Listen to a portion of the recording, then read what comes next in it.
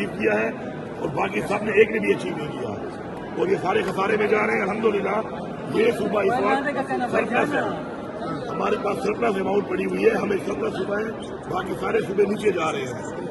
Revenue میں ہم نے ماشاءاللہ 44% ریونیو انکریز کیا ہے اس ٹائم میں. میرے پاس جو اس وقت وسائل ہیں یہ عوام کے وسائل ہیں، اور ہم انشاءاللہ پاکستان انٹرنیشنل ایئر لائن اسی نام سے ہم اس کو یہ صوبہ لے گا اور اسی نام سے اس کو چلائے گا. ہم پاکستان کے نام کو کوڑی کے داموں ان لوگوں کو بیچنے نہیں دیں گے، اور یہ اس کو بیچ نہیں رہے، یہ اس کو انڈائریکٹلی خود خرید رہے ہیں. شکر ہے قوم کے سامنے آ گیا ہے کہ نیت کیا تھی کہ وہاں پہ سستے داموں بیچ کے خود ہی خریدار بنے ہوئے تھے. تو میں ایسا بالکل نہیں ہونے دوں گا، اور میں آپ کو یہی بتا رہا ہوں کہ بھیڑ میں جہاں تک بھی جانا پڑا ہم جائیں گے.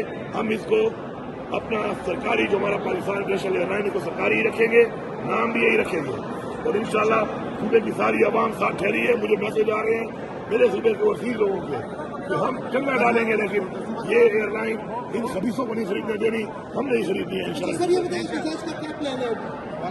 سر یہ پہلے ہی میں بتا دیا تھا.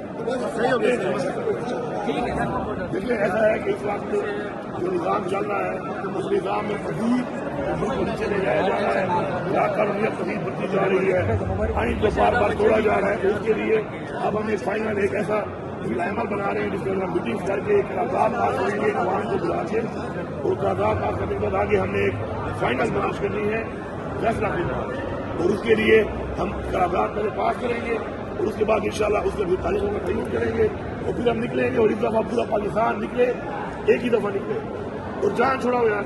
یہ کیا ہے طرف طرف کے اس طرح کی زندگی کا فائدہ ہے کوئی؟ نہ اس ملک پہ قانون بچا ہے، نہ اس ملک پہ کوئی آئین بچا ہے، لا قانونیت فسطائی ہے. اس کے بعد ملک کو ڈبوئی جائے جا رہے ہیں، ملک کی معیشت کا کبڑا نکال دیا ہے، روزگار نہیں ہے، بجلی اتنی مہنگی ہے لوگ بل نہیں دے سکتے، بجلی مل بھی نہیں رہی، گیس اتنی مہنگی ہے اوپر سے مل بھی نہیں رہی.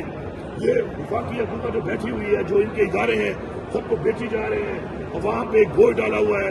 تو ایسے حالات میں اگر قوم نہیں نکلتی تو میرے خیال ہے کہ قوم غلام بن جائے گی. ہم تو غلام نہیں ہیں، ہم تو آزادی کے لیے، جس کی آزادی کے لیے اس قوم کے لیے نکلیں گے، چاہے کچھ بھی ہو جائے. اس دفعہ سر پر کفن باندھ کے نکلیں گے.